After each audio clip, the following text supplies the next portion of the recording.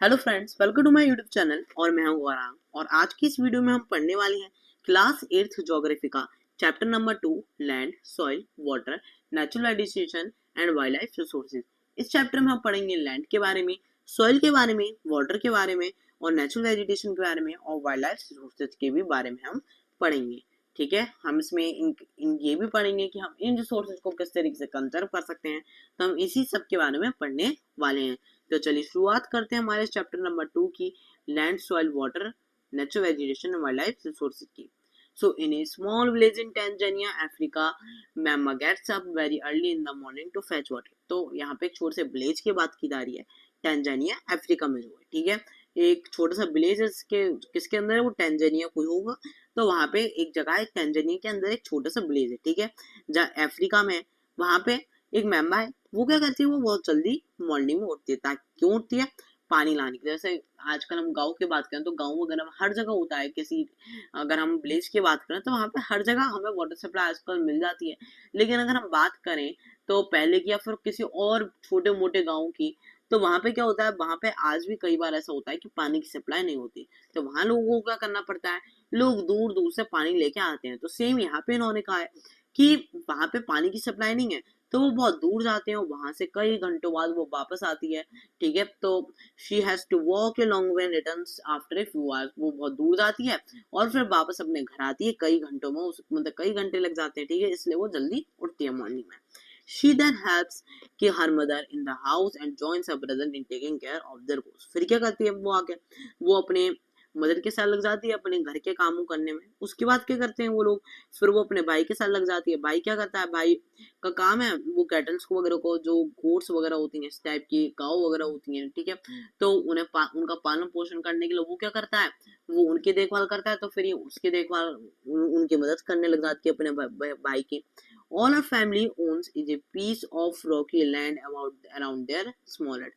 तब जो उनकी, अगर हम उनकी फैमिली की प्रॉपर्टी की बात करें, मतलब उनके पास कितनी जमीन है और क्या, अपना जो उनकी क्रॉप्स वगैरह ग्रो कैसे करते होंगे, तो उसकी बात करें तो हम, अगर उनकी बात की जाए तो उनकी एक छोटी सी नट है, गोल सी, और उसके चारों तरफ एक रॉकी पीस ऑफ लैंड है। मतलब वो बंजर टाइप समझ लीजिए आप, अच्छा भी नहीं है, फर्टाइल भी नहीं है, और उनके पास एक रॉकी पीस ऑफ लैंड है। ठीक है, जहाँ पे वो क्या ग्रो करते हैं। अब Mamma fathers can barely grow some maize and beans on it after toiling hard। तो उसके जो फादर्स हैं वो क्या कर पाते हैं वहां पे, ओनली मेज वगैरह ग्रो कर पाते हैं। ठीक है, और बीन्स ग्रो कर पाते हैं, लेकिन और कुछ ज्यादा अच्छा नहीं ग्रो कर पाते। अब आप खुद बताइए, इतने बंजर जमीन में क्या ग्रो कर पाएंगे वो अच्छे से। ठीक है, this is not enough to feed their family for the whole year. लेकिन जितनी वो ना उससे मनी कमाते हैं ना, वो जितनी वो पैसा कमाते हैं उससे क्या, अपनी जब उनके क्रॉप्स वगैरह ग्रो होती होंगी तो वो उसे बेचेंगे। तो जितनी वो क्रॉप से पैसा कमा पाते हैं वो बहुत कम होता है, और उनकी फैमिली के लिए इनफ नहीं हो पाता अपने पूरे ईयर पर अपनी फैमिली को चलाने के लिए। सो पीटर लिव्स इन द, अब देखिए यहाँ पे, अभी हमने मेंबर की स्टोरी पढ़ी, अब हम पढ़ने वाले पीटर की। So Peter lives in the heart of the sheep rearing region in the New Zealand where his family runs a wool processing factory। तो अगर हम अब पीटर की बात करते हैं, एक पीटर है। ठीक है, पीटर नाम का एक लड़का है। वो क्या करता है, वो एक बहुत ऐसी जगह रहता है जहाँ पे शीप्स को बहुत तरीके से रियर किया जाता है। ठीक है, रियर किया जाता है, पाला पोसा जाता है। ठीक है, एक रीजन है न्यूजीलैंड में जहाँ पे शीप्स को पाला पोसा जाता है। ठीक है, every day when he returns from school, Peter watches his uncle taking care of the sheep। तो जब भी पीटर अपने घर स्कूल से आता है, ठीक है, जो उसकी फैमिली है पहले तो वो एक वुड प्रोसेसिंग फैक्ट्री चलाती है। ठीक है, और जब भी वो अपने मतलब स्कूल से वापस अपने घर लौटता है तो वो देखता है जो पीटर के फादर है वो क्या कर रहे हैं, वो शीप्स की केयर कर रहे हैं, मतलब शीप की केयर कर रहे हैं। ठीक है, शीप की केयर कर रहे होते हैं वो। Their sheep yard is situated on a wide grassy plain with hills in the far distance. अब जो उनका शीप यार्ड है, अगर हम उनके शीप यार्ड की बात करें, मतलब उन्होंने शीप्स के लिए भी, शीप के लिए भी एक अलग से जमीन खरीद रखी है, एक बहुत बड़ा यार्ड है जहाँ पे वो क्या करते हैं, जहाँ पे उनका पूरा वाइड ग्रासी प्लेन है, मतलब एक प्लेन है और फर्टाइल भी है, काफी वाइड ग्रासी प्लेन है। और वो क्या करता है वहां पे, क्या है वहां पे, वो क्या करते हैं वहां पे अपनी ये शीप को रखते हैं, और उसके थोड़ी सी दूरी पर फार डिस्टेंस पे वहां पे क्या है, ग्रासी प्लेन और भी ज्यादा है, बड़े बड़े ग्रासी प्लेन से हिल्स के साथ, मतलब वहां पे बड़ी बड़ी हिल्स हैं। ठीक है, it is managed in a scientific way using the latest technology। और वहाँ पे अगर हम बात करें तो अभी हमने किसके बारे में पढ़ा था, मेंबर के बारे में पढ़ा था, तो वहीं वो एक रॉकी पीस पर चला रहे थे, बस जैसे चल रहा था उनकी कहानी चल रही थी। लेकिन अगर हम यहाँ पीटर की बात करें तो वो ऐसी जगह रहता है जहाँ पे मतलब टेक्नोलॉजी इतनी हाई है कि वो कैटल्स को पालने के लिए भी, हाँ वो किसे पालने के लिए भी, शीप को पालने के लिए भी वहाँ पे क्या यूज कर रहे हैं, बड़ी बड़ी मशीन यूज कर रहे हैं, टेक्नोलॉजी का इस्तेमाल कर रहे हैं। Peter family also grows vegetables through organic farming. और जो पीटर की फैमिली है वो क्या करती है, वो कुछ वेजिटेबल्स भी ग्रो करती है ऑर्गेनिक फार्मिंग की मदद से। ठीक है, चलिए। Mama and Peter stay in two different parts of the world and they lead very different lives। अगर हम इनकी लाइफ की कंपैरिजन करें, ठीक है, अभी तक हमने मेम्बा और पीटर के बारे में पढ़ा, लेकिन हम इन्हें कंपैरिजन करें तो अब आप सोचिए, एक मेम्बा है, एक पीटर है, वो क्या करते हैं, वो टू डिफरेंट पार्ट्स में रहते हैं वर्ल्ड की। ठीक है, एक वर्ल्ड पूरी दुनिया में अलग अलग जगह रहते हैं और क्या करते हैं, लेकिन तब भी एक वैसी बहुत मुश्किल टफ लाइफ जीते हैं वो। This difference is because of the difference in the quality of land, soil, water, natural vegetation and animals and the uses of the technology। लेकिन ये डिफरेंस क्यों है, ये डिफरेंस इस वजह से है क्योंकि उनके लैंड की क्वालिटी अलग है ना, डिफरेंस उनकी लैंड की क्वालिटी में, उनका सॉइल अलग है। ठीक है, वहीं पे अगर हम मैम की बात करें तो वो कैसे लैंड में रही थी, बंजर लैंड में। ठीक है, और हम उनकी बात करें पीटर की तो वो एक फर्टाइल लैंड पे है ना। सॉइल की वजह हो सकती है वाटर की अवेलेबिलिटी, मैमो को कितनी दूर जाना पड़ता है पानी के लिए, एक नेचुरल वेजिटेशन की हम बात कर सकते हैं। ठीक है, ये भी एक बहुत बड़ा डिफरेंस है, एनिमल्स की भी और टेक्नोलॉजी की यूजेस की भी, कि पीटर कितनी अच्छी टेक्नोलॉजी यूज कर रहे हैं वहाँ के लोग।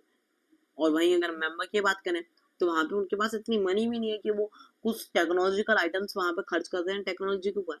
So the availability of such resources is the main reason places differ from each other। तो यही एक ऐसा मेन रीजन है अवेलेबिलिटी जो उनके लिए है कि वहाँ पे उनके लिए इतनी चीज अवेलेबल नहीं है, तो इन्हीं रिसोर्सेज की अवेलेबिलिटी ना होने की वजह से उन जगह इतना बड़ा डिफरेंस बन चुका है इन दोनों के बीच में। ठीक है, वहीं अगर हम पीटर की बात करें तो उसके पास सब कुछ है, और वहीं हम मेंबर की बात करें तो उसके पास बिल्कुल भी कुछ भी नहीं है।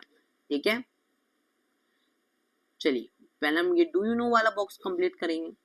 90% water of the world population occupies third percent of 30% of the land area। तो ये जो 90% है ना, हमारा जो वर्ल्ड का जो 90% ऑफ पॉपुलेशन है वो क्या करती है, वो ओनली हमारे लैंड एरिया पे ही रहती है। ठीक है, जो वर्ल्ड की पॉपुलेशन है वो हमारे 30% से मतलब क्या, जो 90% पॉपुलेशन है वो ओनली 30% लैंड पे रहती है, बाकी जो एरिया है लैंड का उस पे लोग रहते नहीं है।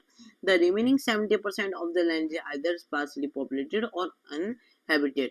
और जो बाकी का एरिया है, ठीक है, जो बाकी का एरिया है वो क्या होता है, वो जो बाकी का एरिया है वो ओनली 10% पॉपुलेशन ने कवर कर रखा है, मतलब बहुत ज्यादा पॉपुलेटेड नहीं है और अनहैबिटेड। ठीक है, अनइनहैबिटेड। चलिए, land is among the most important natural resources. तो अगर हम लैंड की बात करें तो लैंड क्या है हमारा, एक बहुत इंपॉर्टेंट नेचुरल रिसोर्स है। ठीक है, it covers only about 30% of the total area of the earth's surface and all parts of the small percentage are not habitable। तो ये क्या है हमारा लैंड, एक बहुत मोस्ट इंपॉर्टेंट नेचुरल रिसोर्स है, मतलब एक बहुत इंपॉर्टेंट नेचुरल रिसोर्स है। ठीक है, ये क्या कवर करता है, it covers only 30% of the total area of earth surface.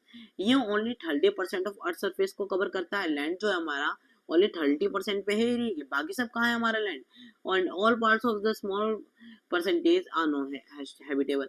तो और जो बाकी जो छोटे छोटे पार्ट्स हैं, जो अब देखिए हमारा जो लैंड है वो हमारा ओनली 30% अर्थ पे है। ठीक है, अब जो ये 30% अर्थ पे भी लैंड है, इस पे भी छोटे छोटे पार्ट पे ही हमारे कौन है, हमारे छोटे छोटे पार्ट पे ही कुछ लोग रह रहे हैं, वरना कई पार्ट तो ऐसे ही नहीं है छोटे छोटे जो है ही जिस पे लोग रहते ही नहीं है।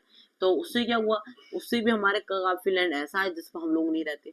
ठीक है, तो हमें क्या देखा कि ओनली पहली बात तो लैंड जो है वो ओनली 30% कवर करता है। ठीक है, और उस पर कुछ ही एरिया पर लोग, और कई एरिया ऐसे भी हैं कि जहाँ पे उस पर भी लोग नहीं रहते हैं। ठीक है, हम मान सकते हैं कि हम 20% एरिया भी रहते हैं। ठीक है, the uneven distribution of population in different parts of the world is mainly due to varied characteristics of land and climate।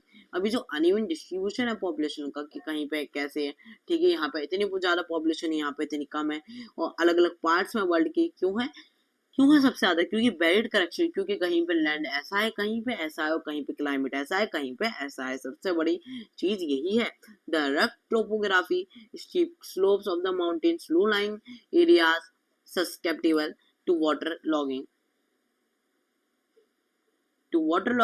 desert areas, thick forested areas are normally sparsely populated or uninhabited। तो यहाँ पे क्या है, ये जो यहाँ पे जो अलग अलग टाइप के टोपोग्राफी है, ठीक है, कई बार स्टीप स्लोप्स है, टेल्टी स्लोप्स है माउंटेन्स की, ठीक है, कहीं पे लो लाइंग एरियाज है, मतलब बहुत ज्यादा नीचे वाले एरियाज, तो जो क्या है जिन पर ससेप्टिबल, तो वहां पे क्या है, जहाँ पे वाटर जमा हो सकता है ना, ससेप्टिबल है वो वाटर लॉगिंग के लिए। डेजर्ट एरियाज में कुछ, ठीक है, और कुछ थिक फॉरेस्टेड एरियाज जहाँ पे फॉरेस्टेड है। तो या तो वो बहुत इन सब डिफरेंसेस की वजह से कुछ एरियाज तो ऐसे हैं जो बहुत ज्यादा स्पार्सली पॉपुलेटेड है या फिर अनइनहेबिटेड है, ठीक है। ये सब एरियाज इस टाइप के हैं जो अनइनहेबिटेड होते हैं सबसे ज्यादा, ठीक है। Plains and rivers valleys often suitable land for agriculture, ठीक है। अब अगर हम बात करें, अभी तो हमने पढ़ लिया कि ये वाले लैंड जो है ज्यादातर बहुत कम पॉपुलेटेड होते हैं, लेकिन अब ऐसे भी तो लैंड होते होंगे जो पॉपुलेटेड होते होंगे, तो वो कौन से हैं? जो प्लेन्स और रिवर वैलीज की बात करें, जो हमें सुटेबल लैंड देती हैं, क्या प्रोवाइड करती है? एक सुटेबल लैंड प्रोवाइड करती है एग्रीकल्चर की, वो बहुत ज्यादा पॉपुलेटेड भी होते हैं। ऐसा नहीं है कि सारा लैंड हर जगह से अनपॉपुलेटेड है, हम भी तो एक जगह रह रहे हैं, तो हम कैसी जगह रह रहे हैं जो एरिया बहुत ज्यादा पॉपुलेटेड है ना। Hence these are the densely populated areas of the world. तो जो जिन जगह प्लेन्स हैं, रिवर वैलीज हैं, वो सबसे ज्यादा पॉपुलेटेड एरियाज होते हैं हमारे वर्ल्ड में, ठीक है। चलिए, अब हमारे पास लैंड यूज। तो सो लैंड यूज क्या है?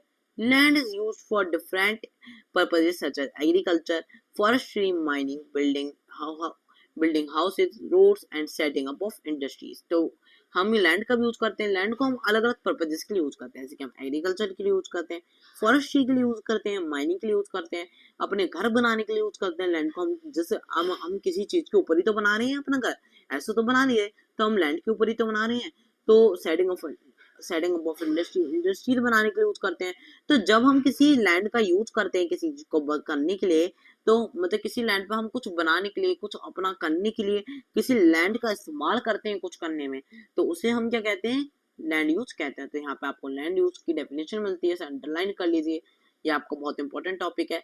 लैंड यूज क्या होता है, ठीक है, जब हम किसी लैंड को यूज करते हैं किसी वैसे पर्पज से, किसी पर्पज से यूज करते हैं, अलग अलग पर्पज, जैसे कि एग्रीकल्चर के लिए, फॉरेस्ट्री के लिए, माइनिंग के लिए, बिल्डिंग सेटअप करने के लिए, बिल्डिंग हाउस मतलब हाउसेज बनाने के लिए, रोड्स बनाने के लिए, या फिर इंडस्ट्रीज को बनाने के लिए, इसे हम क्या कहते हैं? लैंड यूज कहते हैं।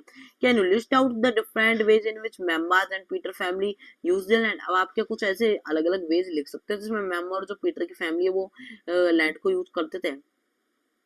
So the use of land is determined by physical factors such as topography, soil, climate, minerals and availability of water।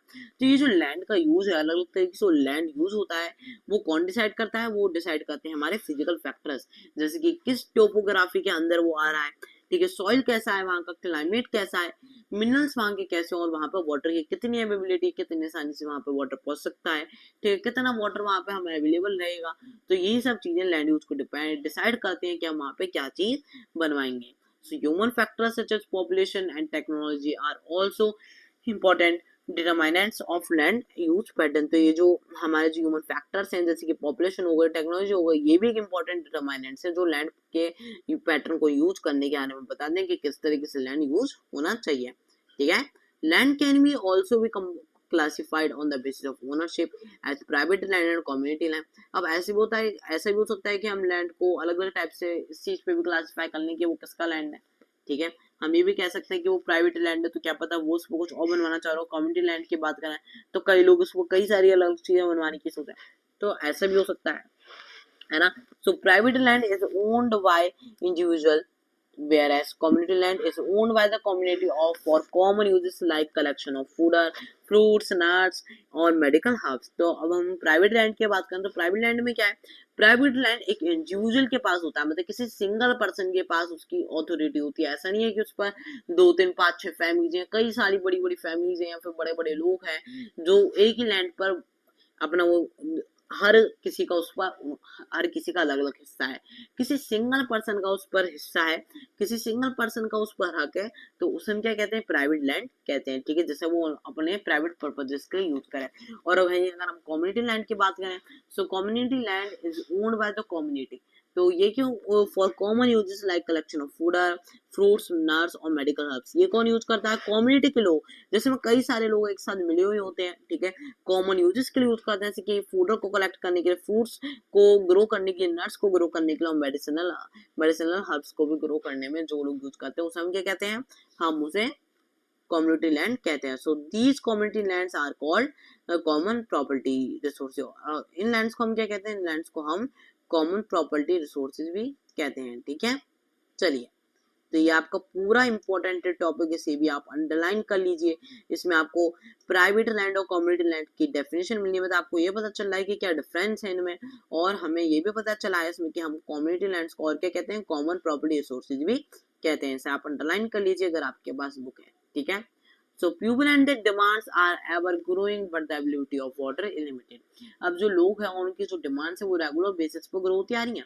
आपने चैप्टर 1 में भी पढ़ा था किस तरीके से हम अपने रिसोर्सेज की रिक्वायरमेंट को इंक्रीज कर रहे हैं, लेकिन हम अपने किसे इंक्रीज नहीं कर रहे, हम अपने लेकिन वाटर तो इंक्रीज नहीं हो रहा, वाटर वही का वही है, लेकिन हमारी जो वाटर और लैंड की जो अवेलेबिलिटी है वो हमारी उतनी की उतनी है, लेकिन हमारी डिमांड इंक्रीज होती जा रही है। हमारे पास ऐसा तो नहीं कि और जमीन पर जमीन आ जा रही है, लेकिन तब भी हम जमीन पर जमीन का जो यूज है हम अपनी डिमांड्स को बढ़ाए जा रहे हैं। The quality of land also differs from place to place. अब जो क्वालिटी है लैंड की वो प्लेस टू प्लेस भी डिफर करती है। People started encroaching the common lands to build up commercial areas। जो लोग हैं वो क्या करने लगे हैं, वो कॉमन लैंड्स को भी यूज करने लगे हैं। ठीक है, किसी चीज के लिए कॉमर्शियल एरियाज, मतलब कॉमन लैंड्स को भी क्या करने लगे, वो इंक्रोचिंग करने लगे हैं ताकि वो कॉमर्शियल एरियाज बना सकें। Housing complexes in the urban areas, बड़े बड़े हाउसिंग कॉम्प्लेक्सेस बनाए जा रहे हैं अर्बन एरियाज में। And to expand the agriculture land in the rural areas, ताकि वो अपना लैंड एग्रीकल्चर लैंड बढ़ा सके रूरल एरियाज में। इस तरीके से हम लैंड को यूज कर रहे हैं लोग आजकल। Today, the vast change in the mind use pattern also reflect the culture change in our society। और जो इतना बड़ा बड़ा चेंज आ रहा है हमारे लैंड यूज पैटर्न में, जिस तरीके से हम लैंड को यूज कर रहे हैं वो किस में रिफ्लेक्ट होता है, वो हमारे इस कल्चर चेंजेस, जो हमारी सोसाइटी में कल्चर चेंजेस हो रहे हैं उसमें भी रिफ्लेक्ट करता है, मतलब पता चलता है हमें। अगर हम आज कल्चर चेंज देखें कि तो पहले कैसे लोग थे और आज क्या क्या लोग कर रहे हैं, तो उससे भी हमें इसके बारे में पता चलेगा कि हमारा लैंड यूज पैटर्न में किस तरीके से चेंज कर रहा है, हमारे जो बाहर चेंजेस हो रहे हैं हमारी पूरी अर्थ पर। Land degradation, landslide, soil erosion, ठीक है, desertification are the major threats to the environment because of the expansion of agriculture and constructive activities. अभी जो हम लैंड का डिग्रेडेशन कर रहे हैं, क्या कर रहे हैं, लैंड को डिग्रेडेशन कर रहे हैं। ठीक है, लैंडस्लाइड, सॉइल इरोजन, डिसर्टिफिकेशन, और ये एक मेजर थ्रेट्स हैं किसका, एनवायरनमेंट का, जो एनवायरनमेंट को हार्म पहुंचा रहे हैं। क्या पहुंचा रहे हैं, एनवायरनमेंट को हार्म पहुंचा रहे हैं। ये एक मेजर कॉज है। क्यों, क्योंकि इन्होंने क्या किया है हमारे साथ, ये हमारे लैंड को नुकसान पहुंचा रहे हैं, उसकी फर्टिलिटी को बेकार कर रहे हैं। ठीक है, क्या कर रहे हैं बताइए, यही तो हो रहा है ना, क्योंकि हम अपने एग्रीकल्चर के एक्सपेंशन को बढ़ाना चाह रहे हैं। फार्मर्स वगैरह लोग क्या कर रहे हैं, अपने एग्रीकल्चर को एक्सपेंड करना चाह रहे हैं, वो ऐसा जमीन इकट्ठा करके उस पर क्रॉप्स ग्रो करना चाह रहे हैं। और एक तरफ ये अर्बन एरियाज में बड़ी बड़ी बिल्डिंग्स खड़ी हो रही हैं कंस्ट्रक्शन एक्टिविटीज की वजह से। ठीक है, तो इसकी वजह से क्या हो रहा है, हमारी लैंड डिग्रेडेशन हो रही है, लैंड स्लाइड्स हो रही है। ठीक है, इससे क्या हो रहा है, गिरावट हो रही है, हमारे बड़े बड़े पत्थर गिर रहे हैं। ठीक है, हम लैंड डिग्रेडेशन मतलब आप समझते हैं, जब हमारा कुछ जो हमारी बड़ी बड़ी रॉक से बनी चीजें होती हैं वो ऐसे गिरने लग जाती हैं, फिर मतलब अंदर से खोखली टाइप हो जाती है ना, तो बड़ी बड़ी चीजें पहाड़ से गिर गए, इस तरीके से हो जाना। ठीक है, थोड़ा तो लैंड स्लाइड जैसा ये भी, तो इस तरीके से हो रहा है हमारा एग्रीकल्चर कंस्ट्रक्शन एक्टिविटीज की वजह से। यहाँ पे देखिए हमें दिखाया भी गया है इमेज 1 में, पहले लोग इस तरीके से करवाते थे, इस तरीके से जमीन जोतते थे, हम कहते हैं ना प्लोइंग इंग्लिश में, इस तरीके से पहले लोग जमीन जोतते थे। ठीक है, ब्लॉक्स की मदद से करवाते थे, आज लोग देखिए मशीन से करवा रहे हैं, है ना। और ऐसी अगर हम बात करें, पहले नॉर्मल कार्स वगैरह चलती थी, नॉर्मल इतनी नहीं होती थी, है ना, पहले ट्रैफिक लाइट्स वगैरह नहीं थी, अब ना इतनी बिल्डिंग्स थी। अब देखिए अब इसी एरिया में आपको दिखाया गया है change in land use over time, काफी टाइम बाद कैसा हो गया लैंड, यहाँ पे इतनी सारी बिल्डिंग्स खुल आई हैं, वर्क प्लेसेस खुल आए हैं। देखिए यहाँ पे हर जगह लाइट्स वाइट्स कितनी टेक्नोलॉजी आ चुकी है। है ना। चलिए, growing population and their ever-growing demand has led to large-scale destruction of forest cover and arable land and has created a fear of losing this natural resource. तब हमारे पास क्या हुआ, अब हम इतनी ग्रोइंग पॉपुलेशन, ठीक है, और जो लोगों की डिमांड बढ़ती जा रही है, क्या हो रही है, साथ के साथ पॉपुलेशन भी बढ़ रही है, लोगों की डिमांड भी बढ़ती जा रही है, इस चक्कर में क्या हो रहा है, जो हमारा लैंड है वो क्या हो रहा है, वो हमारा, उसकी डिमांड बढ़ने की वजह से क्या हो रहा है हमारे साथ, बताइए। बुक में यहाँ पे सीधी सीधे लिखा है, क्या हो रहा है, हमारी जो एवरग्रीन डिमांड है जो बढ़ती जा रही है, इससे क्या हो रहा है, एक लार्ज स्केल डिस्ट्रक्शन हो रहा है, मतलब एक डिस्ट्रक्शन फैल रहा है फॉरेस्ट कवर का, मतलब फॉरेस्ट कवर को काटा जा रहा है, हमारे फॉरेस्ट खत्म होते जा रहे हैं, और जो हमारी जो एरेबल लैंड है, क्या कहते हैं एरेबल लैंड का मतलब जानते हैं आप, एरेबल लैंड एक ऐसा लैंड होता है जो प्लो हुआ होता है, मतलब जिस पर क्रॉप्स ग्रो करने के उसे तैयार किया जाता है, वो खत्म होता जा रहा है, क्योंकि जितनी भी वो है, और ये जो एरेबल लैंड है ये भी थोड़ा थोड़ा क्रिएट कर रहा है ये, और इन दोनों नेचुरल रिसोर्सेज को खोने का हमें डर सताता जा रहा है, क्योंकि क्या हो रहा है, जो हम पॉपुलेशन को ग्रो कर रहे हैं, इतनी ज्यादा डिमांड ग्रो हो रही है लोगों की, वो क्या कर रही है, वो हमारे इस एरेबल लैंड, जो जिस लैंड पे हम अपनी क्रॉप्स ग्रो कर सकते हैं, और इस फॉरेस्ट कवर को इतना यूज कर रहे हैं, हमारी ग्रोइंग पॉपुलेशन की ये खत्म होती जा रही है, और हमें अब डर है कि ये जो नेचुरल रिसोर्सेज हैं ये कहीं खत्म ना हो जाए। Therefore, the present rate of degradation of land must be checked. इसलिए जो करंट रेट है हमारे लैंड का, जो करंट रेट है, मतलब जिस तरीके से हमारा होना चाहिए प्रेजेंट रेट है डिग्रेडेशन का, जिस तरीके से हमारा लैंड को यूज किया जा रहा है, ये चेक होना चाहिए। Afforestation, land declimation and regulated use of chemical pesticides and fertilizers and checks on overgrazing are some of the common methods used to conserve land resources। और हमें land resources को कंजर्व करना पड़ेगा किस तरीके से, अगर हम डिग्रेडेशन के रेट को चेक करते रहें, ठीक है, एफोरेस्टेशन को बढ़ाते रहें, ठीक है, लैंड को रिक्लेमेशन करें, regulated use of chemical pesticide और फर्टिलाइजर्स पर उन्हें देखते रहें कि ज्यादा यूज तो नहीं हो रहा उनका, ठीक है, क्योंकि अगर फर्टिलाइजर, आपने सुना होगा कि फर्टिलाइजर्स क्रॉप्स को ग्रो होने में मदद करते हैं, लेकिन ऐसा नहीं है, क्योंकि फर्टिलाइजर्स न्यूट्रिशन रिच होते हैं, हमारी क्रॉप्स को ग्रो तो करने में हेल्प करते हैं, लेकिन जब हम इनका बार बार यूज करते हैं तो ये क्या करते हैं, हमारे लैंड को अनफर्टाइल बना देते हैं, ठीक है। और ये ओवर ग्रेजिंग पर हमें रेगुलर चेक करते रहना होगा, अगर हम इन सब मेथड्स को करें तो हम लैंड रिसोर्सेज को कंजर्व कर सकते हैं, ठीक है। और देखिए आपको यहाँ पे आपको ग्लॉसरी दी गई है वेदरिंग के ऊपर। वेदरिंग क्या होती है, the breaking up and decay of exposed rocks by temperature changes, frost action, plants, animals and human activity, ठीक है। तो वेदरिंग का मतलब क्या है, जब कोई भी चीज ब्रेक हो जाती है, मतलब टूट जाती है, फिर तो क्या होती है, डिके होने लग जाती है, ठीक है, डिस्पोज होने लग जाती है, मतलब हमारे अर्थ में क्या हो जाती है, खाद के रूप में ह्यूमस बनकर चेंज हो जाती है, फिर रॉक्स टूट के ऐसे हो जाती है टेम्परेचर चेंजेस की वजह से, ठीक है, कभी बहुत ज्यादा ठंड हो गई, कभी गर्मी हो गई, इन सब की वजह से जब कुछ ऐसा एक्शन होता है प्लांट्स की वजह से, एनिमल्स की वजह से और ह्यूमन एक्टिविटी की वजह से, तो उसे हम क्या कहते हैं, उसे हम वेदरिंग कहते हैं, ठीक है। तो आज की वीडियो में हम इतना ही करेंगे, अगली वीडियो में जिसमें हम पार्ट 2, ठीक है, हम इसमें अगला टॉपिक कंटिन्यू करेंगे सॉइल के बारे में। अभी इस वाली वीडियो में हमने लैंड के बारे में पढ़ा, हमने लैंड के कंजर्व करने के बारे में पढ़ा, लैंड यूज के बारे में पढ़ा, लैंड के बारे में पढ़ा, ठीक है, और हमने इस चैप्टर में अभी सॉइल के बारे में भी पढ़ लिया। तो नेक्स्ट सॉइल के बारे में अच्छा हम नेक्स्ट वीडियो में पढ़ेंगे, है ना। तो नेक्स्ट वीडियो में हम सॉइल के बारे में पढ़ेंगे, ठीक है। So thank you for watching our video, और अगर वीडियो अच्छी लगी हो तो वीडियो को लाइक करना मत भूलिएगा, और चैनल को सब्सक्राइब करे बिना बिल्कुल मत जाइएगा। नेक्स्ट वीडियो का लिंक आपको डिस्क्रिप्शन बॉक्स में मिल जाएगा, और डायरेक्ट आप मेरे चैनल पे से भी जाकर उस वीडियो को देख सकते हैं। तो thank you for watching our video, have a nice day.